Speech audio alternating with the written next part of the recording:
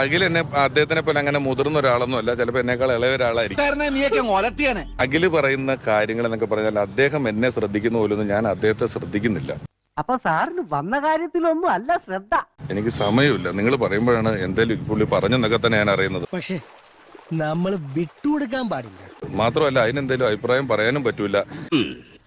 അങ്ങനെ ചിന്തിക്കാൻ പോലും പാടില്ല. എന്തേലും കുറ്റോ മോശമൊക്കെ അല്ലേ പറഞ്ഞിട്ടുണ്ട്, അതേ പറയാൻ സാധ്യതയുള്ളൂ. പ്രത്യേക ജീവിതല്ലേ അങ്ങനെ പറഞ്ഞാലും ചിലപ്പോൾ ഒരാഴ്ച കഴിയുമ്പോൾ ഞാൻ വളരെ മഹാനാണെന്നും നല്ല മനുഷ്യനാണെന്നും പുള്ളി തന്നെ തിരുത്തി പറയും. അതെ, അങ്ങനെ ശീലായി പോയി. ഇതല്ല ഇതിൽ വലുത് കണ്ടതാ ഞാൻ. ഇപ്പൊ ഞാൻ ഈ പറഞ്ഞതിന് പുള്ളി എന്തെങ്കിലും അഭിപ്രായം പറയും. അല്ലേ സാറേ? അതെ അതെ.